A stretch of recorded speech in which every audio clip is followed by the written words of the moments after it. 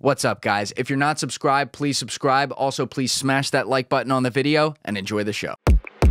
It was me, him, and Mike.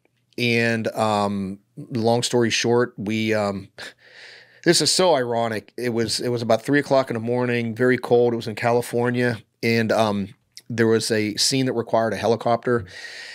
And the bird had landed. The pilot briefed everybody, and I'll never forget this, man. It was me, Dale, and Mike standing there, and the helicopter was warming up, blades were turning, and I said, "Who's been in a helicopter crash?" I'm not joking. You can't even make this shit up. And Dale said, "Well, he was in a Black Hawk that crashed in Panama. Actually, I think he broke his back. Like, he was in a full body cast. So he'd been in a helicopter crash, and Mike was in a helicopter crash in Ranger Battalion." And so I'm like, well, I haven't been in one, so I'm going to go first. So it was me, the pilot, and a cameraman behind me, and we went and did our scene, threw a couple rucksacks out, came back. And when we landed, Mike was standing there. And I literally said before I left, "You just guys figure out who's going next. Just flip a coin, whatever." And so be it. Mike went on the bird. And so I got off the bird. I went into this warming, they had like a warming trailer because it was really cold. They had like hot chocolate and coffee and stuff in there. And I walked in, I heard the bird take off. And about 5 minutes later, this young lady came in, hysterical, crying, that she said she heard on the radio that the helicopter just crashed. And I'm like, what? And she was like literally hysterical. And I'm like, "Give me a set of keys." We had a bunch of cars, and I knew where they were going to film. It was like this dried out lake bed. So I got in a vehicle and I drove there. It was literally, like a half a mile away. And so I drive down into it and I'm looking, I don't see anything. And I go up on the hill, I don't see anything. And I'm like, this is bullshit. So I drive back down, and as I'm driving across, I look out and I see a flashlight, like a couple hundred yards away. I'm like, oh, they must have just had a hard landing or whatever. Like, it just hadn't clicked yet. So I get out of the car and I start walking. And as I'm walking, the first thing I notice, I start smelling gasoline, or JP4. I start smelling fuel. I'm like, they must have ruptured their fuel tank or something, whatever. And I keep walking, and then I'm getting closer, and I can start seeing pieces of fuselage of the helicopter. And as I get closer, then I can see the fuselage, all the props are tore off of it. It was in a face-down configuration and just a mess. And Dale was standing there, and there was another gentleman who was a former SEAL that was actually on the show as well. And I went, "Hey, Dale." It was very casual. I mean, you can ask him. I said, "Dude, give me a sit rep." And he just looked at me and he said, "They're all dead. Killed them all." And dude, even to this day, I have a hard time, like... You have survivor's guilt over that? Oh, fuck. What do you think? But yeah, and to this day, I really don't know what happened, but, Dale will tell you the story too. Like, I think he was up on the high ground. He said he saw the helicopter fly right over him, went down into this dry riverbed. And so anyway, yeah. And, I just remember saying to him, "Where's Mike's body?" And he says, "It's over there." It's about 30, 40 yards away from the plane crash. But the cameraman was right next to the fuselage. Very obvious he was dead. The pilot was still in his seat, strapped to his seat, on his side about 20 yards away. And then Mike, his body was 30, 40 yards away. And it was crazy too. I remember as I was walking, I kept hearing a voice saying, "Medic, medic." And it was Dale. And, I didn't really understand at the time the gravity of what happened. You're not in a war zone. Nope. This is supposed to be just all fun. Yep. Wow, man. Yeah, it was horrific. It was horrific. The worst thing I ever saw. So I'm sorry to hear that. Yeah, and what happened to did they determine pilot error or something? To this day, I don't really know what happened. I can just tell you, when I was on the bird with the guy, I was sitting right next to the pilot. He wasn't flying with nods. He was flying with instruments. It was very, very dark. It was a very, very dark night. Like Zero loom.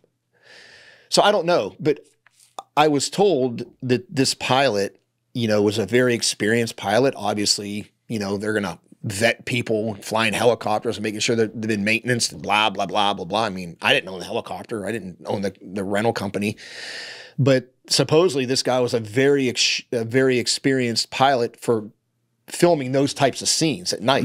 And what I think might have happened, and again, dude, I'm not a pilot, but I've talked to other people, is the bird was flying. It was cold out. Remember, I told you it was 30 degrees maybe. He was flying up here and then went over the lake bed, which is all cold air, and probably lost lift. Again, I'm spitballing right now, guys. I'm not a pilot. I don't know jack about jack when it comes to stuff, but I'm just being told from other people that do have that kind of experience. Because remember, cold air sinks, hot air rises. And so he might have went over that area because it was like a big dip, went down and just lost lift and just nosed in. So yeah, man, that whole thing, you know, I went to Mike's funeral and just, dude, it was just, you know, life can be so fucking cruel. Like, dude, did I expect that? But let me, I do want to say something. I do want to say something. And I want to say this because this person saved me probably from a lifetime of medication. When I went to Mike's funeral, you know, Mike had an amazing wife, he had kids, an amazing family, mother and father. I remember distinctly at his wake after the funeral, his dad came up to me and he says, "Come here." And this is his father. He just lost his son. He said, "Come here, take a walk with me." I said, "Yes, sir." And take your time, man. Man, it's to this day, it's so hard, man. It's really hard to see a dear friend of mine die like that. But anyway, his father just said to me, "You know, Joe, Mike wanted to do this with you. You didn't force him to do this. And I know what you're thinking right now." He goes, "You need to get that shit out of your mind right now." He goes, "This is not your fault." I mean, dude, who does that? Who does that? Can't even imagine being in his shoes. I don't even have kids. So that's what I'm saying. How do you have the courage and the strength to just take somebody off to the side after you just lost your son and take the time to freaking say that to somebody? Because he's a good person, number one. Yeah. And number two, he also knows that's the case. Yeah. It gives him peace too. And he does. I think the last thing, and again, I have been fortunate in my life to not have to sit in a situation like that where someone extremely close to me died like that. But I think that when you are in that kind of pain, as that guy was, and you were too, obviously, you know, the last thing you want is the casualties of the war of that pain. You don't want other people to have to hang on to things that have nothing to do with them. Because I know that has to be playing with your mind all the time. That, oh, what if I had been second and he had been first? That's a human thing. Right. But you did nothing wrong. Yeah. You know, life, this is where, unfortunately, and none of us have a good answer for it, life just fucking blows sometimes, man. Oh, yeah. And sometimes great people don't make it. Yeah. And good people die. Yeah, good people die. It's the cruelest thing ever. Yeah. But I gotta be honest with you, dude. That was probably the kindest act in my entire life. It's very cool. They did that at that stage too. Because I'll tell you what, dude, I'd be fucked. I'd be mentally fucked right now because of the guilt. I mean, it's impossible to put into words, but just kind of replay what I just told you and imagine like the conversation we had. And anybody been in a helicopter accident? Like, you can't even make this shit up. Yeah. And 10 minutes later, I'm standing over his body because a helicopter crashed. Like, but yeah, it was a testament to Mike's family and how Mike was. Do you know what I mean? Like, he was a guy that I try to exemplify. And when I work out, I told you his picture every day is in my gym bag and it sits up right on my gym bag. So when I go get water, he's looking right at me. That's cool. And the reason I use him is, now I've weaponized it, is because every day he used to call me, you know, like 6 o'clock in the fucking morning. Wake up, Skippy, time to go to the gym. Except Sundays when he went to church. Every day he called me. And I'd be just getting my lazy ass out of bed. He's already at the gym. Do you see what I mean? So I took a very tragic, painful situation and weaponized it. It took me a while. Let me tell you, it took me a while. But it has served me well. And I work out now like I'm not going to make it home. And people ask me, well, who is that guy? Who's that guy? I said, well, it was a friend of mine. Well, why do you have his picture? And I tell him.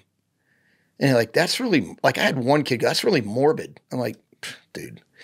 No. 10 more years from now, when you experience a little life's shitty sides, maybe you'll come back and say, oh, I get it now. There's nothing wrong No, with that. not at all, dude. It's a tribute to him, and I use it to strengthen me because I do work out now like I'm not going to make it home.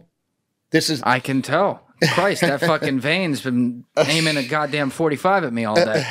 But it's one of those things where I hope anybody listening, and I mean, look, dude, I'm not embarrassed to get emotional about this stuff. I'm a human being. It was painful, and it hurts right now just thinking about it because he was one of my closest friends, you know, and he'd been to war, been to Ranger Battalion, SF, like he'd done it all to die. Like, dude, it's just, it's one of those things where I can be 99 freaking years old in my deathbed and still can't come to terms with it. But because his father took that 5 minutes, probably saved me a lifetime of torment. Again, it's still emotional for me, but I can't even imagine where I would be emotionally if he wouldn't have done that. Have you ever talked with his dad since then? Once. Yeah, I have. And dude, I'll be honest with you. I've seen their family once. It's just, dude, it is so painful. I've gone to his grave before alone. No one's even known I've done this because I obviously went to his funeral. And it's one of those things where it's very difficult to look in the face of people that you've done. I hadn't done it, but I feel responsible. I've caused them so much pain. It's hard to even look at them. Knowing it's not my fault. I don't know how to explain. But right, you didn't you know what I mean? But in my mind, like if I could rewind it, dude, I would have got on second. Like seriously, if Sure. God would have said, Joe, here's what's about to happen. Of course. This plane's going to crash. Either you or your butt. Send him first. Send me on, yeah. I would have, you know what I mean? Like, so like, it's very, very difficult to experience that. And I'll be honest with you, man, of course I've talked to people about this. Yeah. Did I talk to somebody, a professional about it? Yeah, I sure did. You Good. know? Oh yeah. And for those of you listening right now, let me just give you a little word of advice. Don't be that person. And I'm strong enough. You know what? You're a human freaking being. Okay. You're not a robot. We're not artificial intelligence. We have emotions. Okay. When you experience something, whatever it is that emotionally wrecking and you can't handle it, I highly suggest you go talk to somebody. Yeah, maybe family members can help you with it. Maybe. It wasn't helping me. It just wasn't, you know, and I talked to Dale about it, and you can ask Dale when you talk to him.